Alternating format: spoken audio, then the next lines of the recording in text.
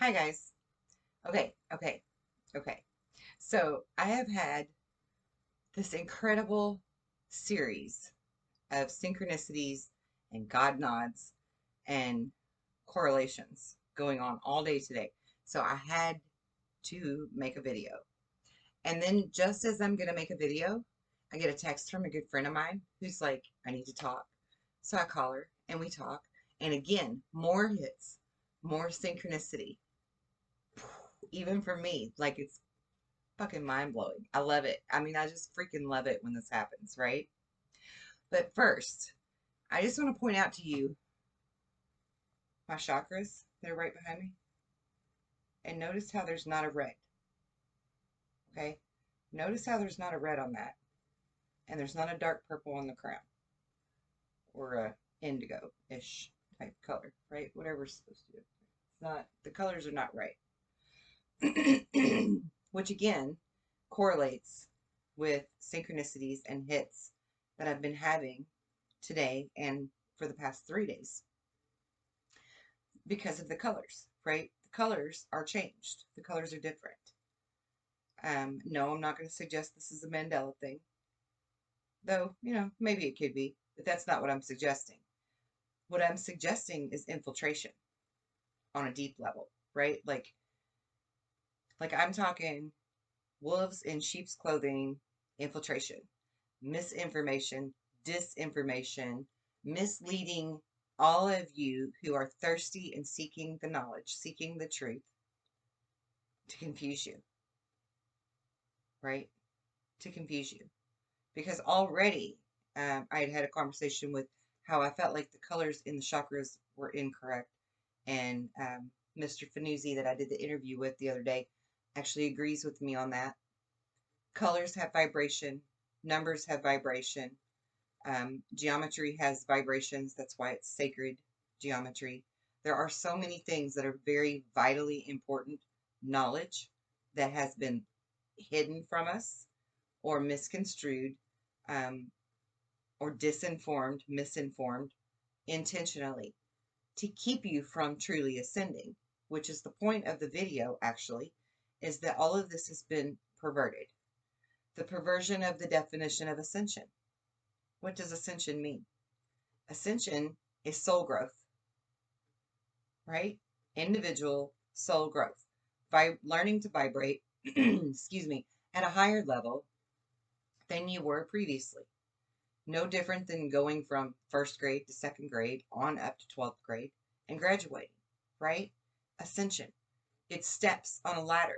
It is essentially the stairway to heaven. That is exactly what ascension is, right? That stairway to heaven. Jacob's ladder, okay? But again, the message, much like Jesus's message, has been misconstrued, misled. You've been misinformed, disinformed, infiltrated on purpose by our spiritual community, even our UFO communities. You have been misled on purpose. Because why? Because they want to change that time timeline collapse that's due to happen. We were down to 2 timelines as of 2012, and everybody knows it was funneling down to the one. People know about Looking Glass, Yellow Book, Black Cube, Alice, so on and so forth. You've done your homework, you've done your research, you're up to speed on that. For those of you that are not, please leave a comment below. I'd be glad to catch you up to speed. But those of you that do know, which is probably the majority of my viewing audience, they always saw the same thing, right? They always saw the Great Awakening. The awakening that I came here knowing we would coin that term for, right? They've always tried to find a way to stop it. They've always tried to find some way to thwart it, to slow it down, whatever they could do.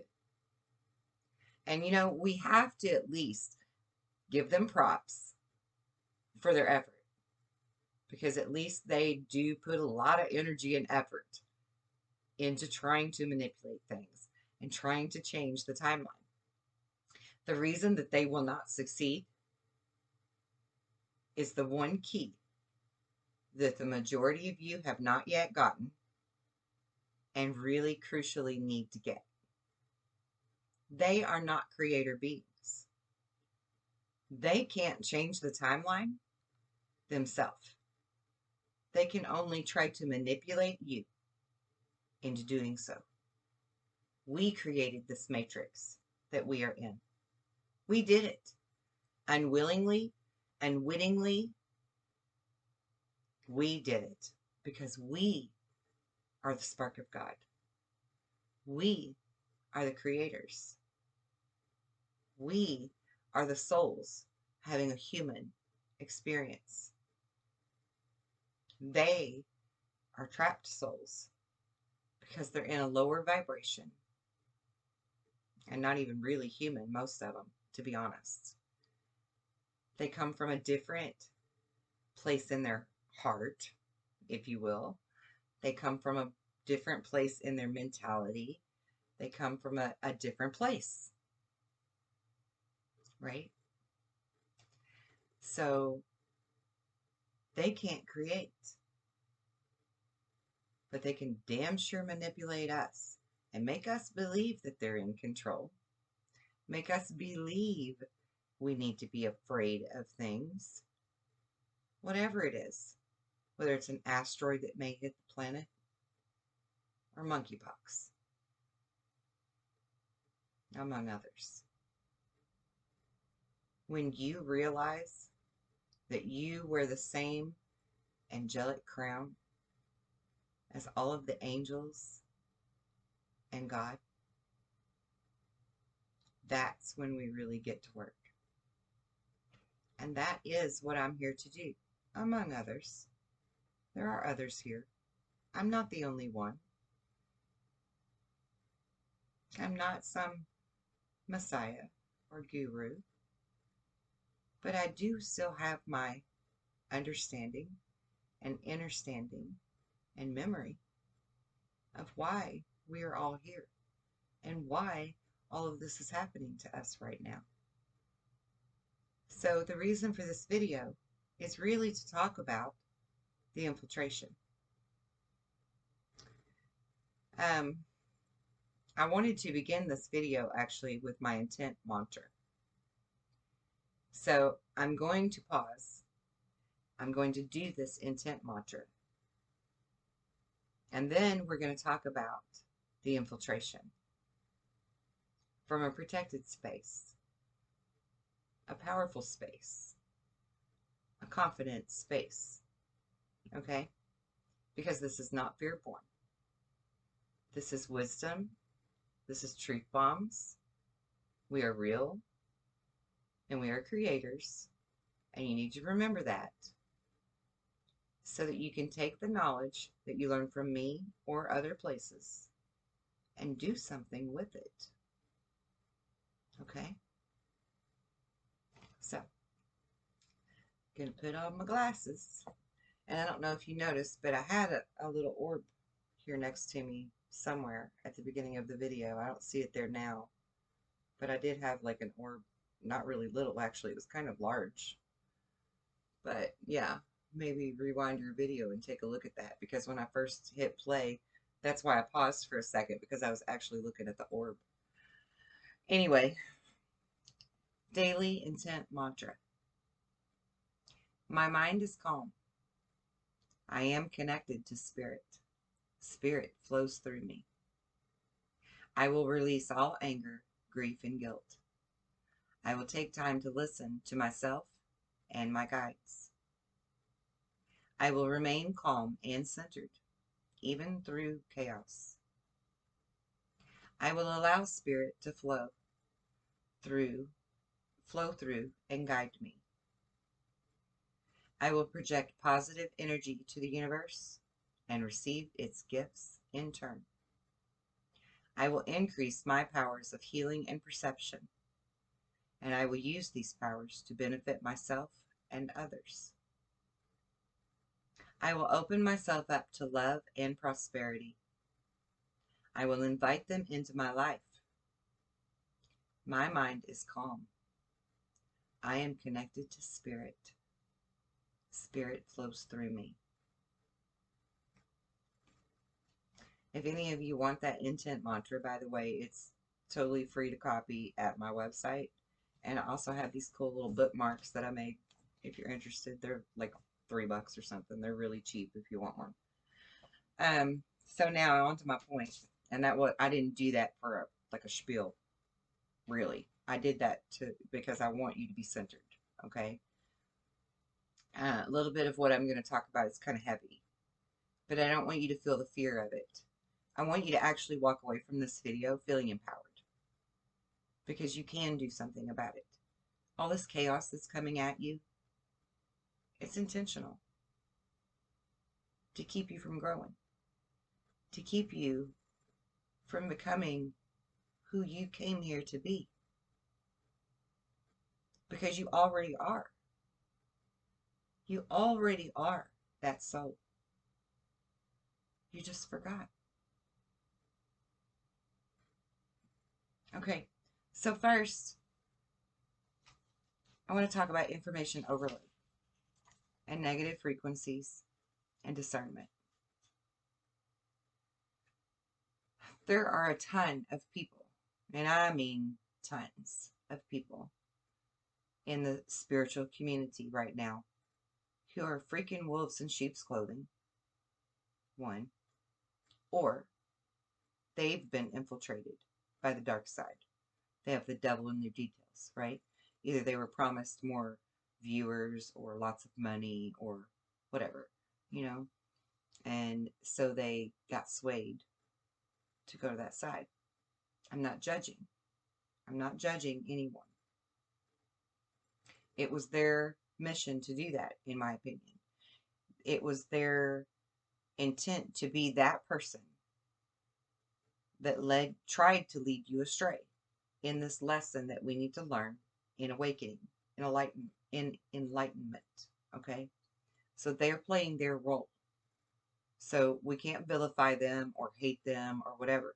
We can still hold space for them. We can still send them love and light. We can still respect them and appreciate them for the little bit of truth that they did give us that resonated properly with us. But it's time to wake up and realize that a lot of the people, and I mean all of you that I speak to, are following the same circle of people, like a regurgitated recycle bin of people, the same people that are misleading you, that claim to be trying to give you your power back. But what are they really doing to do that? And how much are they charging you to do that? What products do they have for sale? Now, I'm not trying to put down making any kind of money. I'm not trying to make people feel less than if they have a product to sell. I have products to sell. I have services to offer that have a fee on them. But if you can't pay that fee and you want that class or that service, we'll figure out some way for you to get that, even if that ends up being for free. That's a true story. Because I'm not in this for the money. Yeah, we all do something for a purpose. My purpose is to truly hand you the keys that take your shackles off. That's my purpose. Why? Why would I do that? Because if you're free and you can take back your power, and I have the freaking tools to teach you of how to do that, why wouldn't I want to do that? To make this world better, to end the chaos, to take back our control, and tell all of them, this is ours. Right? This is our land. We are the meek, and it's time for us to inherit our earth. I'll say it again. I'm here to finish Jesus' message. And he did not say, I come here to turn the other cheek. He said, I came here with a mighty sword. And it's okay for you to stand up and fight with passion and love in your heart for what you know is right and what you know is clearly wrong. We are not supposed to sit back and be passive and wait for some savior or some Calvary or some president to save us. And yes, I love our dear president that should be in office just as much as the rest of you. He's a good man, and he was a catalyst for this movement that we call the Great Awakening. He has my utmost respect and support, as does his family and all of the people that are helping him in this cause, helping us in this cause worldwide.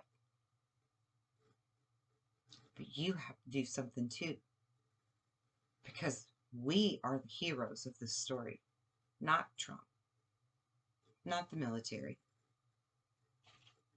not a second coming. We are the heroes of this story. Take back your power. Learn how to use it and wield it. And we win. Victoriously, we win. I mean, we're going to win anyway, right? But how much do you want to win? Do you want to? It's like having a fireworks party, right? I used this analogy earlier, actually, with someone I was speaking with. If you're going to have a fireworks show, do you want like a little mundane fireworks show? Or do you want the whole big shebang with this fantastic finale, right? And no two are ever going to be the same.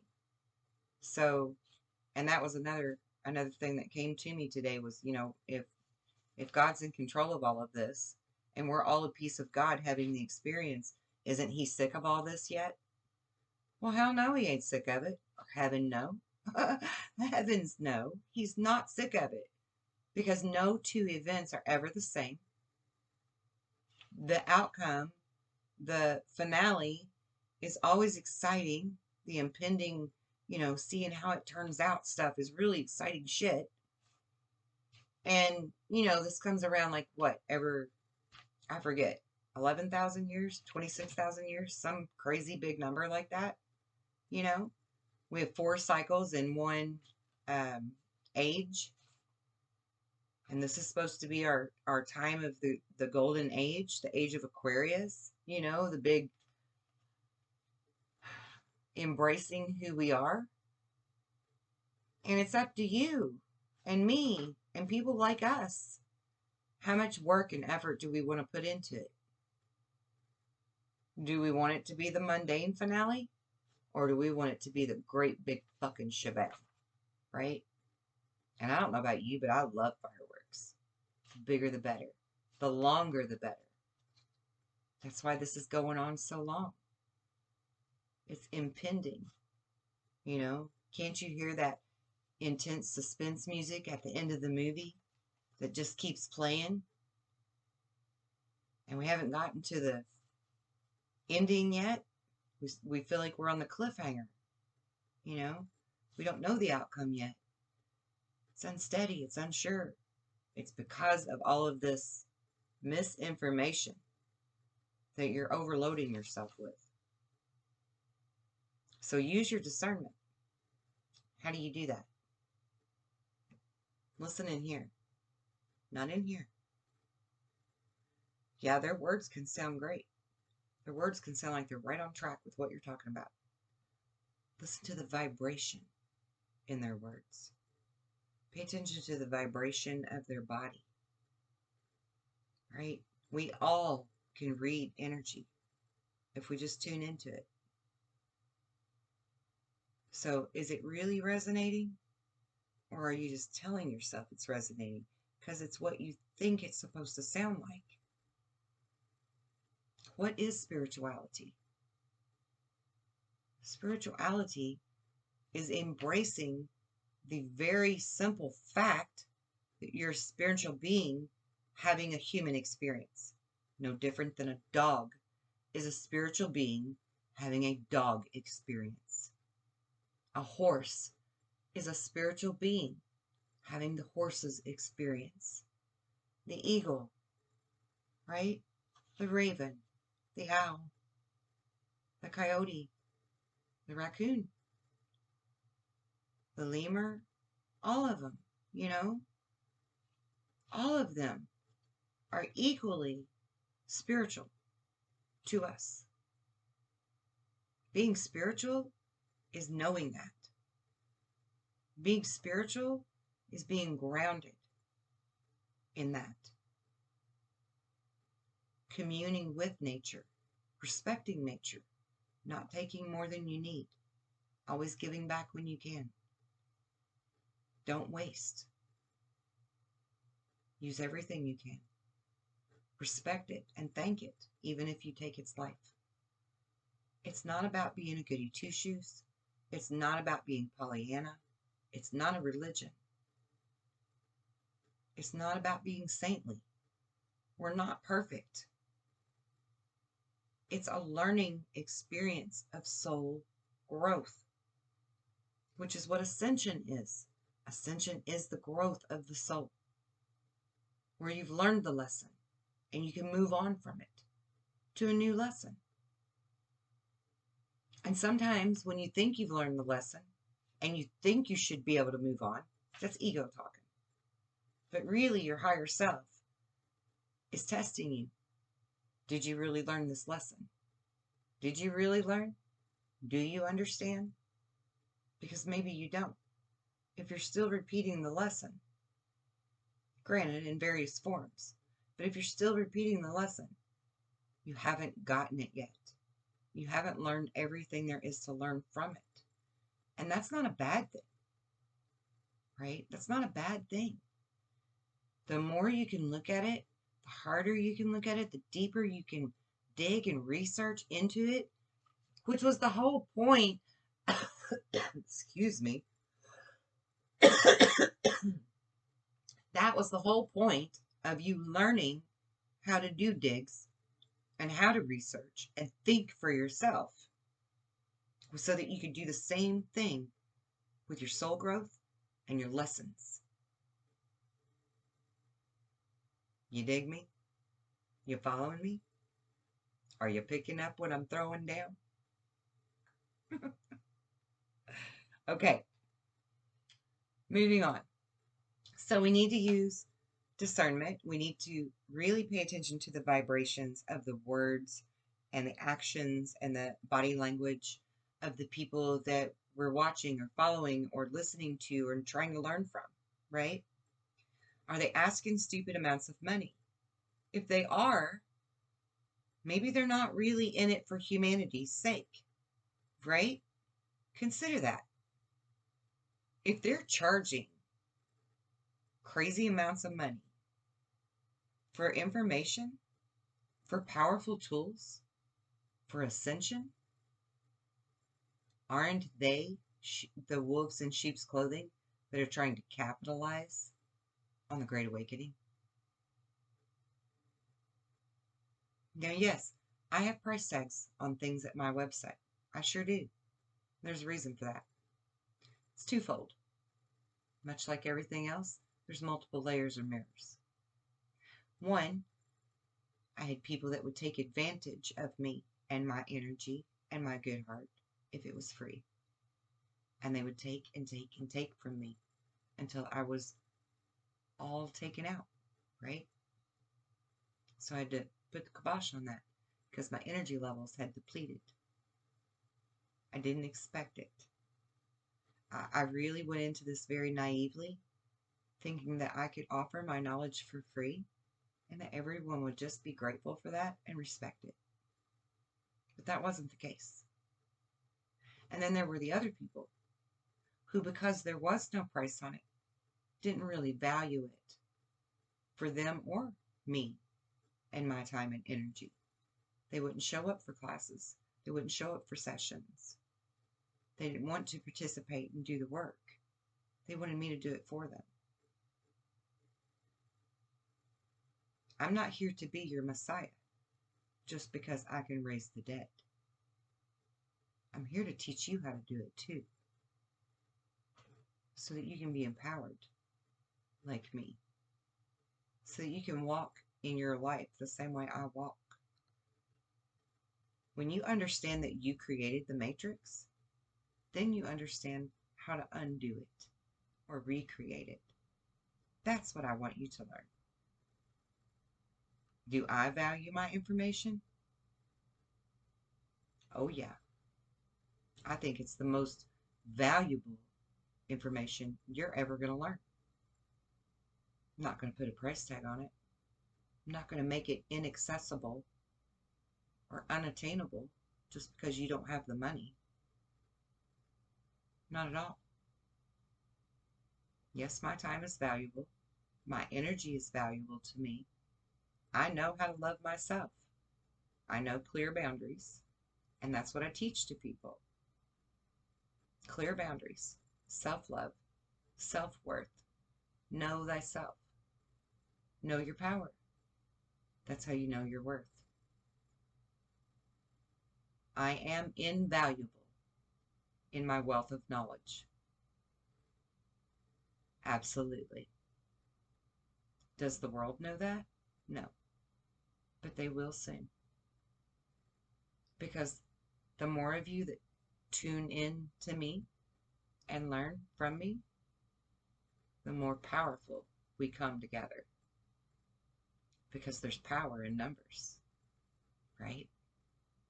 Double meanings. The numbers have power, and there's power in numbers. And together, collectively, we could do big things. Big league things. So much so that if an asteroid was impending penetration of our planet, we could all focus on it and move it and shield our planet. If there's a drought, we could change it. If there was poverty, we can change it. We're powerful. We can make water into wine. We can multiply the bread and the fish. We can raise the dead. Matter of fact, that brings me to my next topic, near-death experiences. This is evidence of exactly what I'm saying here. People that have near-death experiences. What a clever term to put on it. Near-death experience. No, the bottom line is, if you listen to those stories, those people died. They died. They went to the light. They spoke to their people. Their people said, no, you can't come yet. You have to go back. No, I don't want to come back. I want to stay. They were convinced to come back. Convinced. It was a choice. They chose to come back. They chose to go back down that tunnel of light and back into that vessel they call a body, that avatar, and bring it back to life.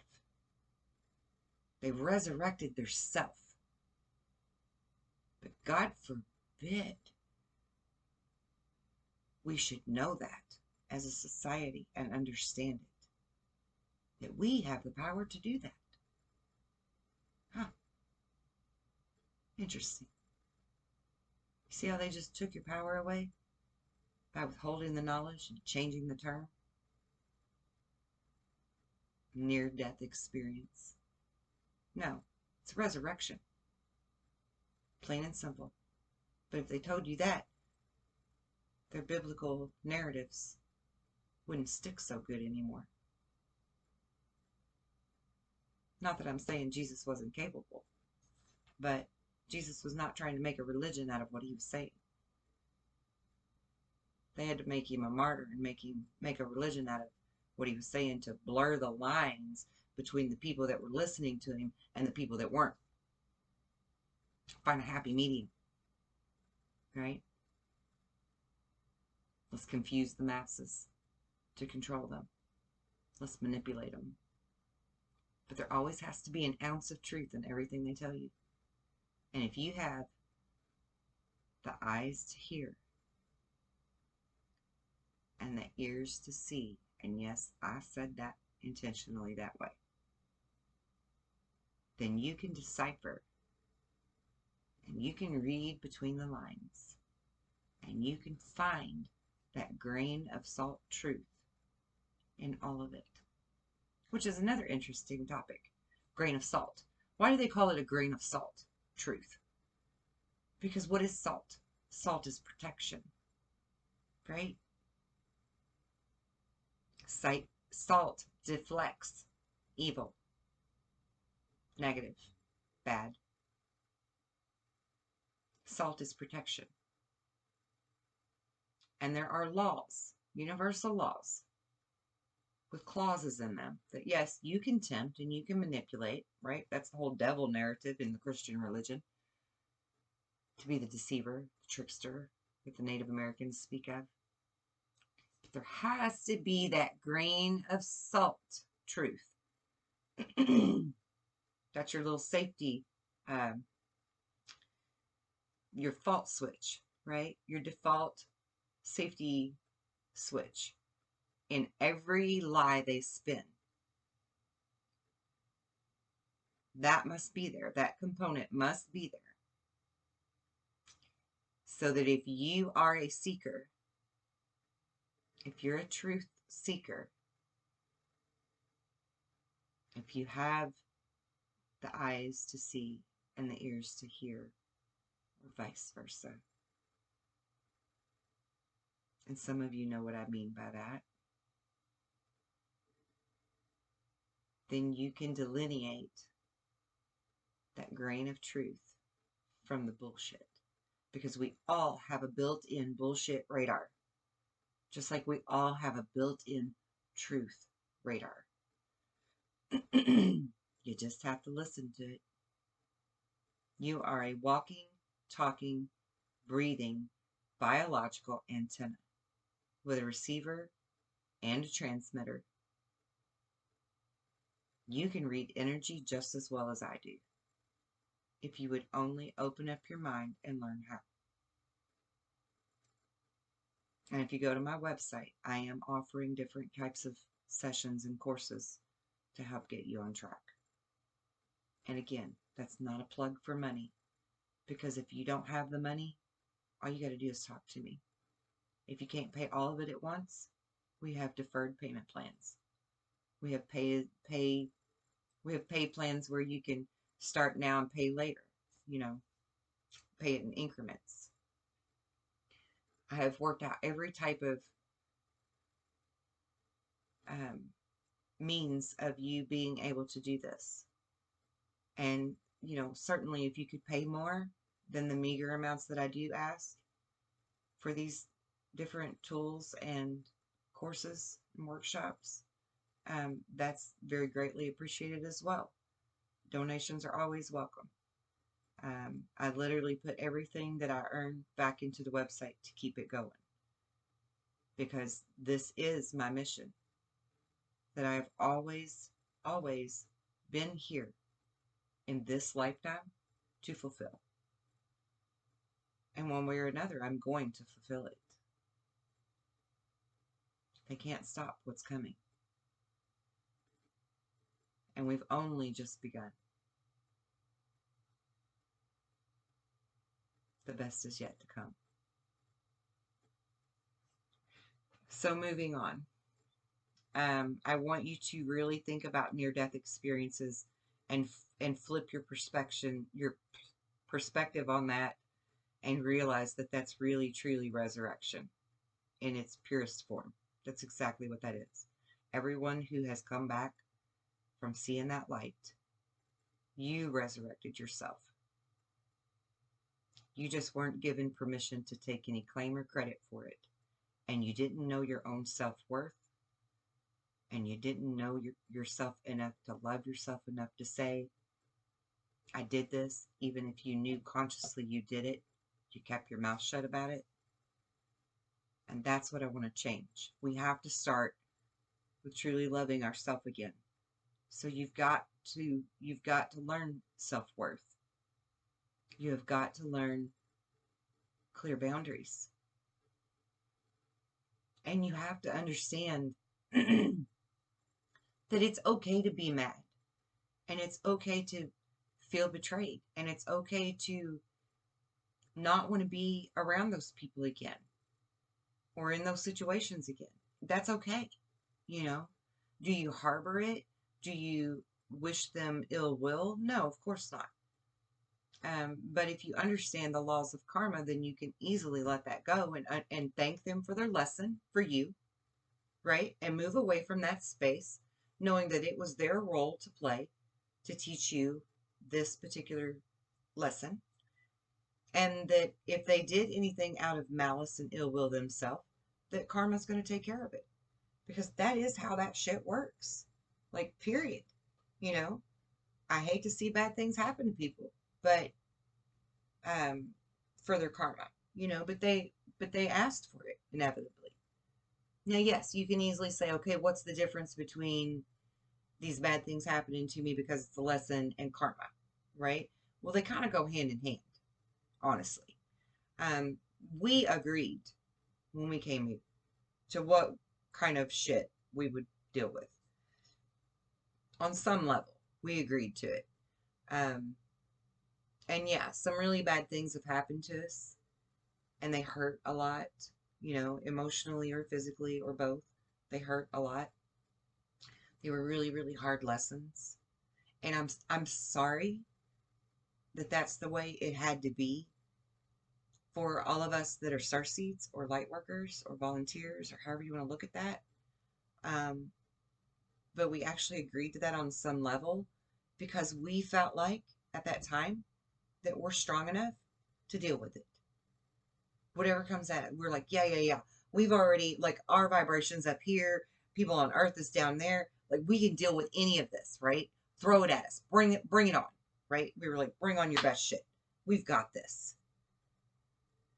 But the thing that we weren't realizing is just how ugly the people on that lower vibration of Earth can be, right? We forgot that part because we hadn't been here for a minute to experience it. We kind of forgot. And so we really didn't realize what we were setting ourselves up for, even though we set ourselves up for it.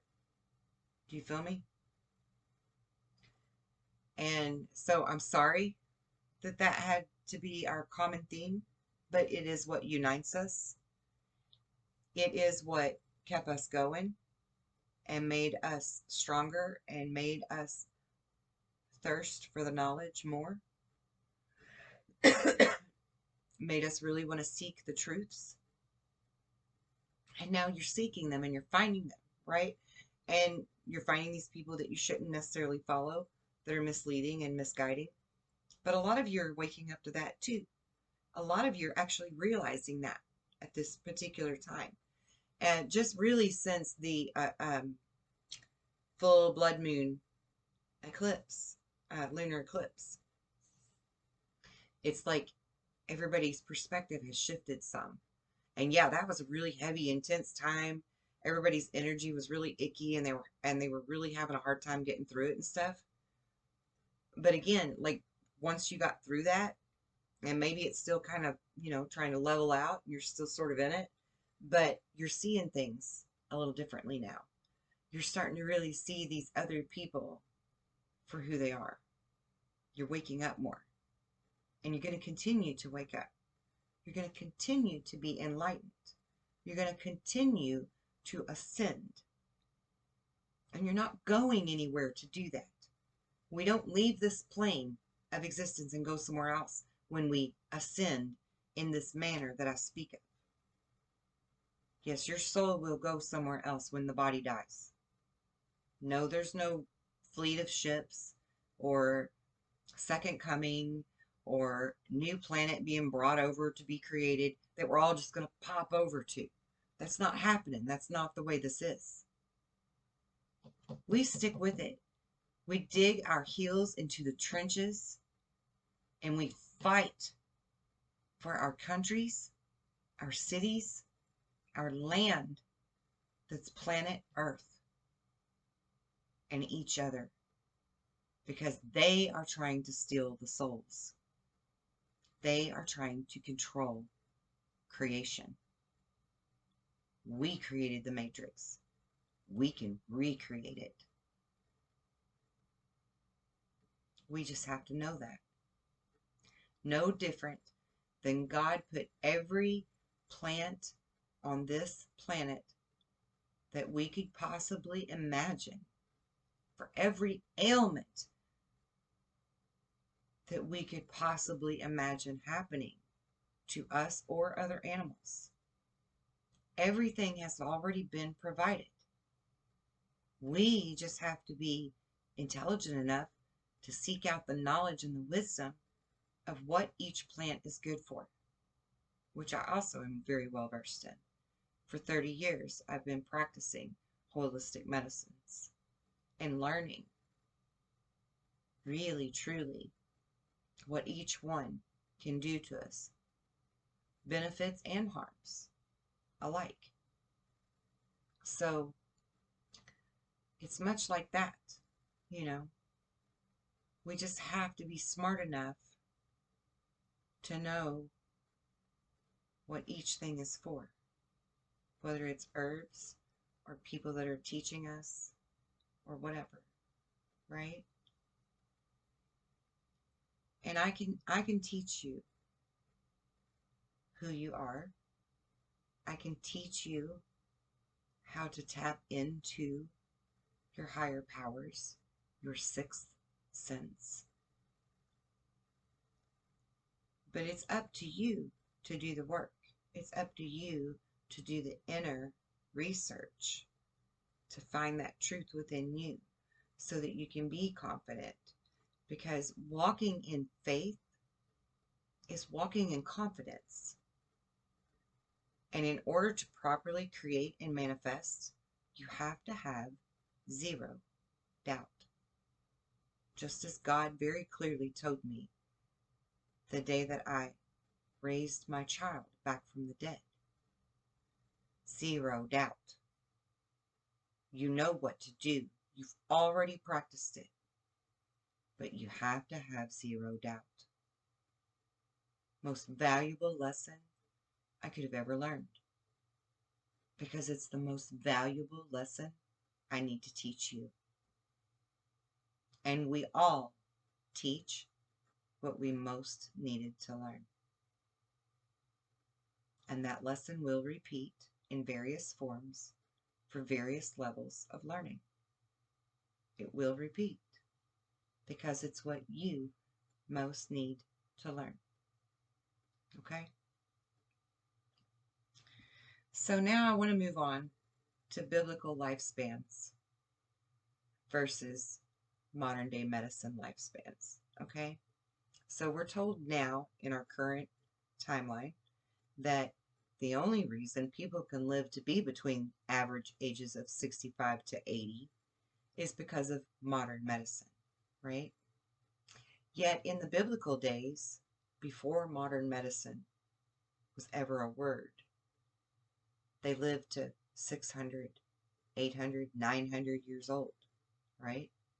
And again, another correlation. I had planned on having this conversation for my video and actually ended up in a conversation earlier today saying very similar things. Abraham in the Bible and his wife were 900 years old when they had their firstborn. 900. God and the elders came to visit Abraham and spoke to him outside the home near a tree, is how the story goes. And he was 900 years old. It says this so very clearly in that scripture because when Abraham relayed to his wife, her name escapes me. I feel like it was Sarah, but I'm not sure that that's right. Rachel, Sarah, something like that. Anyway, when he relayed to her what God and the elders told him, that they were to have a child, she scoffed at it and said, "Dear man, I'm 900 years old," kind of an attitude, right? Like, that's not even possible. I'm 900, right? She's like, "You're crazy. I'm not having that baby. That's not happening." And then lo and behold, that happened. Yeah. If that's not an immaculate conception, I don't know what is. But that happened. And then, there's the whole story where his faith was tested. And I don't agree with all of that, being willing to give his son as a sacrifice shit, the sacrificial lamb stuff. I don't like that story at all. It does not vibrate with me as what our true creator would do, right? Not in that sense. I think that was manipulation. That was infiltration, in my opinion. And maybe it didn't even really go down that way in real life, right? Maybe they just put that into the passages to control you, future generations, rather than you being empowered by the fact that Abraham and his wife were 900 freaking years old when they had their first kid. Because how does that happen? I'll tell you how that happens. Abraham knew who he is. He had known thyself. He knew his full worth. He knew his full ability. And if you know your full ability, not only can you live to be 900 because of your thought and your emotion and your will, you can do it very well and very healthily. So healthily that you could have a baby at the age of 900. Okay, let that soak in for a minute. I'll pause and have a drink.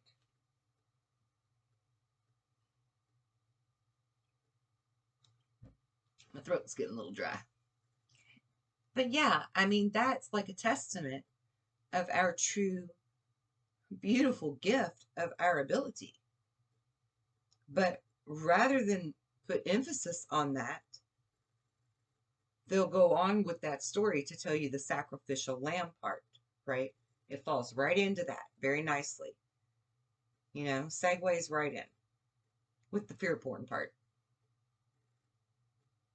It takes your mind away from, wait a minute, they were 900? Because there had to be that grain of truth. Think. Think for yourself. What am I telling you here? What are the implications of what I'm telling you? That you could live to be 900? You could raise yourself back from the dead? Because we already do it every day. It's not just some shit that I'm spewing out of my mouth. There's near-death experiences recorded all over this planet. There's reincarnation stories all over this planet. What I'm telling you is real, tangible, easily accessible within yourself. All you have to do is believe with zero doubt that the possibility is within you, and that I can teach you how to make that possibility a reality.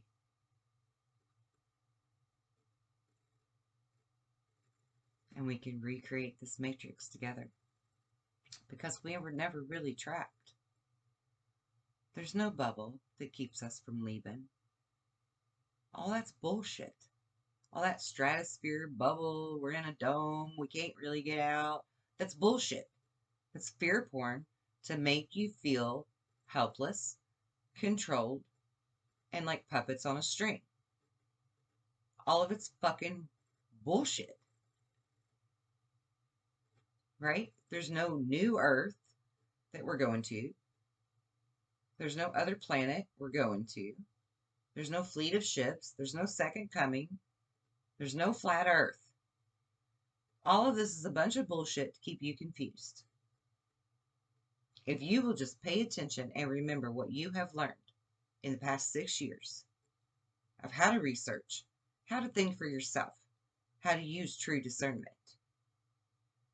you could figure out that this whole shit show that's playing out in front of us is all an act, in a scene, in a movie. Okay? You want to know how the movie ends?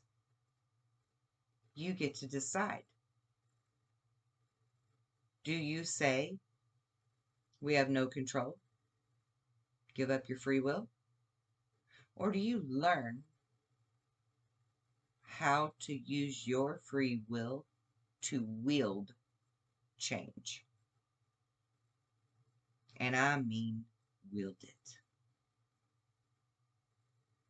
Thought is faster than the speed of light. If you put the right alchemy together, which is the true Holy Grail, the true Philosopher's Stone, emotion, intent, focus. Got to have a destination point. Got to have clear intentions, clear outcomes, and the real emotional need pushing all of that thought creation into motion. It is the true definition of MC, E equals MC squared. It's the true definition of it.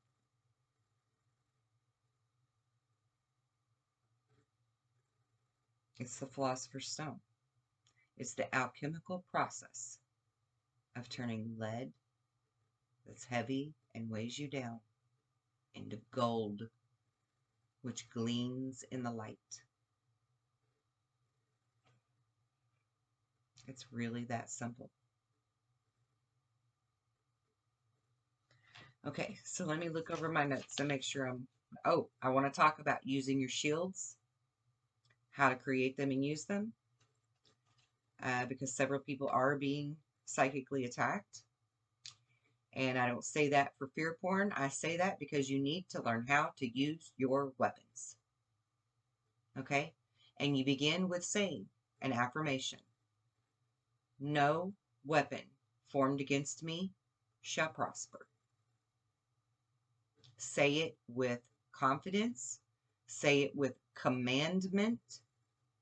And say it with zero doubt. And it shall be so. Because we do spell cast everything. Because everything is vibration. Words, numbers, color, everything. Material objects vibrate. Everything is vibration. Vibration is the universal language. Period. So, that's the first thing. The second thing is to use your shields. Put your shields up. Put on your armor of God. What does that mean? That means see that membrane bubble of protection around your person, around your home, your property, your vehicles, your workplace, your entertainment spaces, everywhere you go. Bring that shield with you. Walk within that shield of protection, knowing that your intention is that no harm can come to me because no weapon formed against me shall prosper. It can't, because you've already deemed it so. And as long as you do that, zero doubt, it's the most effective thing you can do. Absolute most effective form of defense from all of the psychic attacks, all of the curses, all of the spells, all of the hexes, all of the ill thoughts, whatever. It's the most effective thing you can do. So take back your power. Take back your choices. Take back your free will. And I just want to interject here.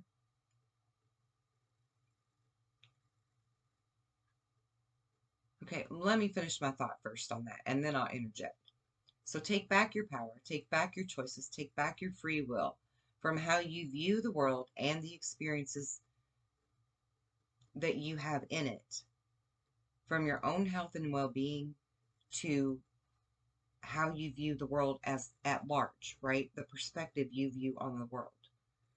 And I'm not talking about Pollyanna bullshit where you think everything's honky-dory and puppy dogs and bunny tails and rainbows and stuff, right? And unicorns, whatever.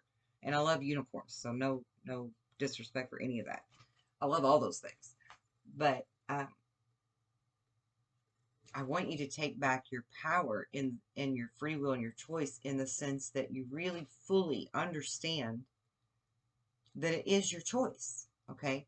And so, for an example, I'm going to, again, coincidences and synchronicities. I had this conversation earlier. I'm going to give you an example of my own personal experiences, because my personal experiences were necessary in order for me to be the best teacher. Why?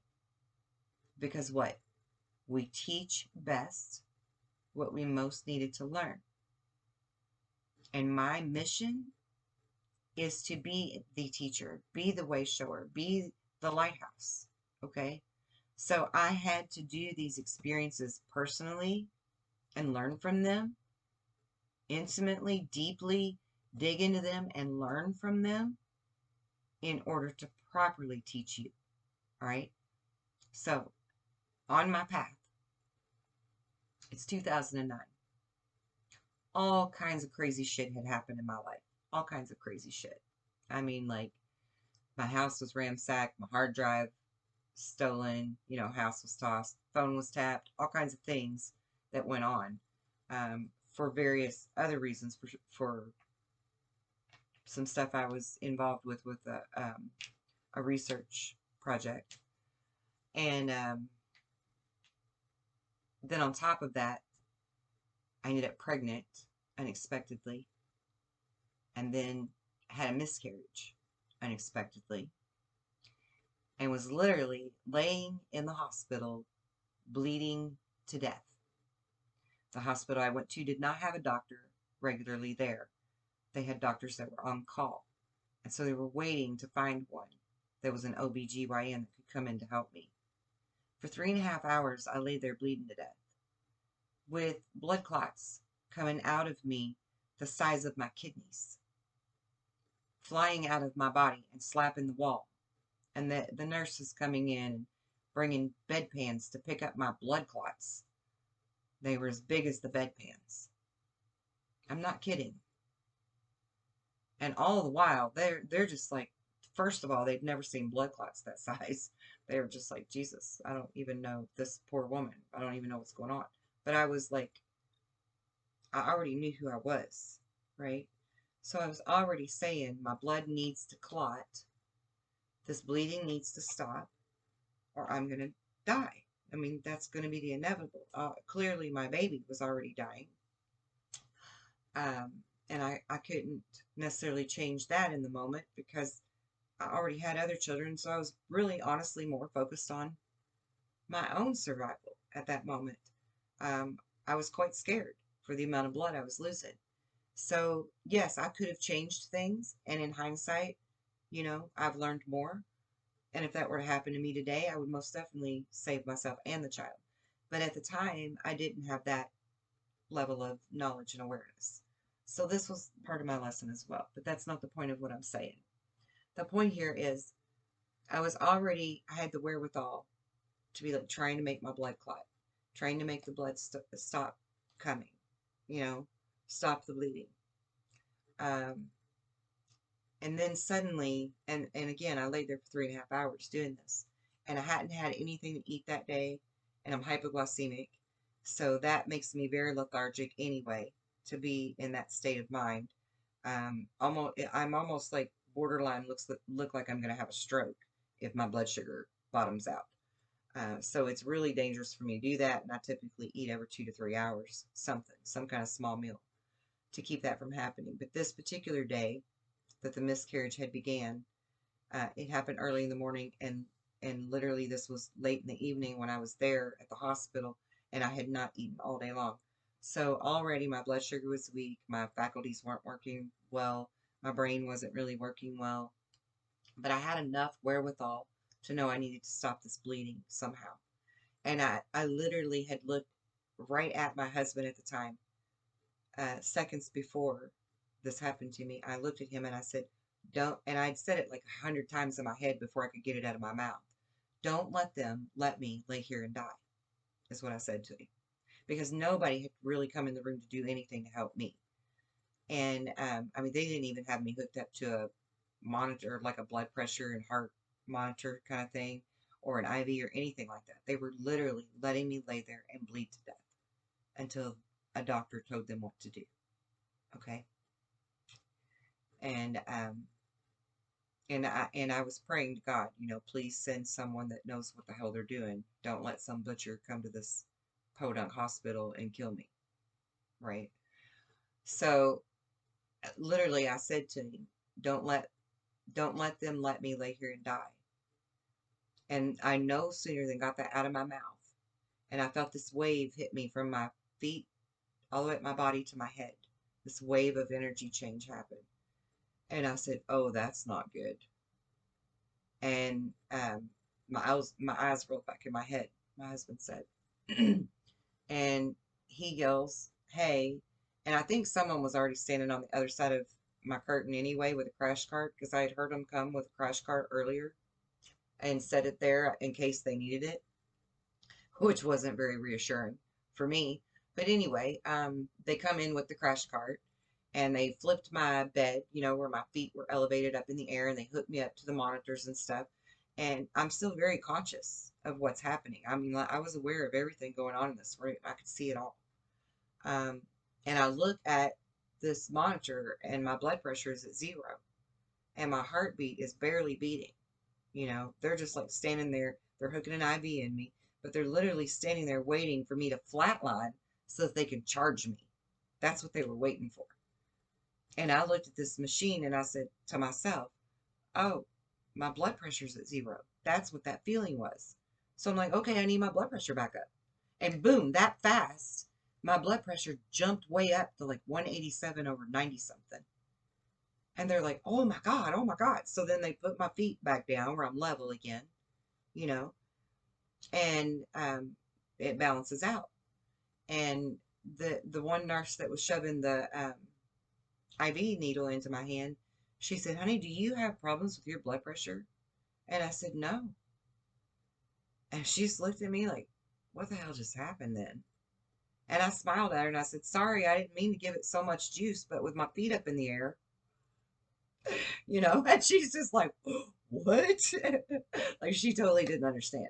She totally did not get it. And I just want to say also that my blood pressure leveled out to 111 over 72. And on an average, that is what my blood pressure will be if you take my blood pressure. 111 over 72. Almost every time. Like almost every time.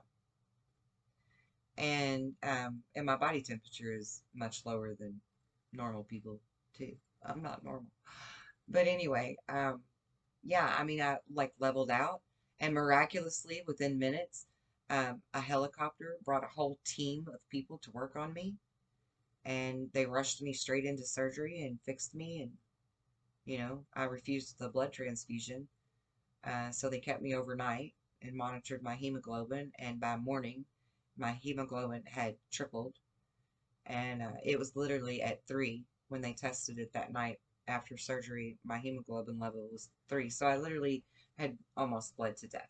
Right, I literally had almost bled to death, and by morning it had tripled. And so they're like, well, okay, yeah, you're climbing real good. Like they took it twice, and by morning it was at 9, and then again at 11 o'clock when they tested it, it was already at 12. And so they went ahead and let me go home because that was pretty good. And they couldn't explain it. And even the OBGYN and her team that was flown in from another county, and I don't even know how that happened, other than, miracles of God. And I set out the right request to, please send me good doctors, good people that know what they're doing.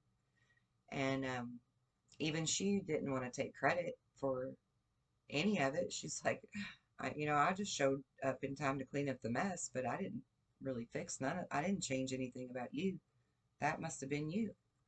And I'm like, well, yeah, that was me. And she and I actually became very good friends because she was very interested in what I had done, and I was very transparent about it and told her. And that made her rethink her career, and she went on to doing bigger and better things, interestingly enough, than just your typical OBGYN. That's another story. And I'm very happy that I was able to meet her, and she helped me save my life and all. But the point here is that we are very powerful. And that if we understand that and we take back control of everything in our choices and our free will, that even a situation where you're in a hospital and you're thinking to yourself that you're at the mercy of whatever your body is doing in that moment and whoever's around you that can help to save you, if you truly believe that, then you've given up your free will. That was your choice. Your choice was to surrender your free will. But if you know that you have the choice to not give up, and whether that's by just having sheer strong will or actually obtaining the knowledge to know the difference between giving in or fighting, and that you have the power to fight, doesn't matter. It's still the same outcome. It's still that choice that you're going to live, that choice that you're going to survive, you know? So my message here is, don't be afraid of the doctors. Don't be afraid of the hospitals if you have to go. Walk in there on faith and confidence that whatever they could do to harm you will not harm you, because no weapon formed against you will prosper, because you know who you are. You know your worth. You have a newfound love of self, a newfound respect of self. And no, you're not going to get instant gratification from being able to use it all at once. It's going to come to you when it's time for you to learn each increment, right? Each level of school. So don't beat yourself up. Don't be angry with yourself. Don't look down on yourself. Be patient with yourself. Be loving. Be understanding. Be compassionate, just the way you would for someone else. Because when we look at other people who are learning and growing, we don't rush them. We don't fault them if they falter. We don't fault them if they have an accident or they mess up or they can't figure it out just yet. We're patient. We're nurturing. We're compassionate. We're forgiving. We're loving. We're understanding. We're encouraging for others. And you deserve that too. You're a good person. You're a good soul. Be a good soul for yourself as well as others. You deserve it. And you're capable of it. And you have complete permission and blessings from God to be so. It's not wrong to love yourself. We were just never taught to. We were taught to love others. We were taught service to others, never service to self, never self-love or self-confidence. That was always considered ego, selfishness. That doesn't have to be that way. It's all about the perspective. So shift your perspective on it. Okay, so I want to close with reading something to you that I wrote earlier for this video.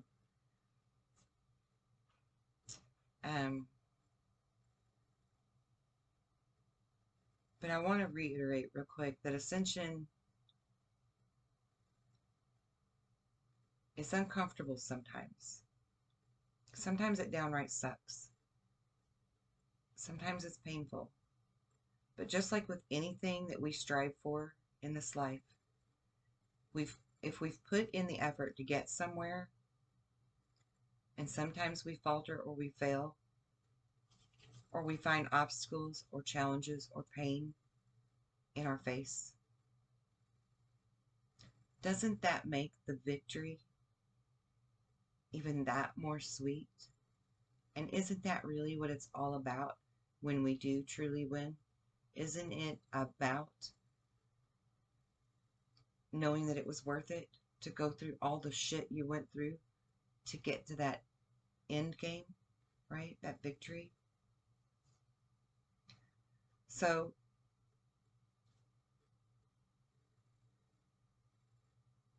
every time you join me on this journey of enlightenment and you tune in to my channel or to others, and we understand our like-minded unity, even though it doesn't look like it on the board, our chess pieces are advancing. We are making our moves, even if it's just one step at a time, in a forward motion. So I want you to remember that, because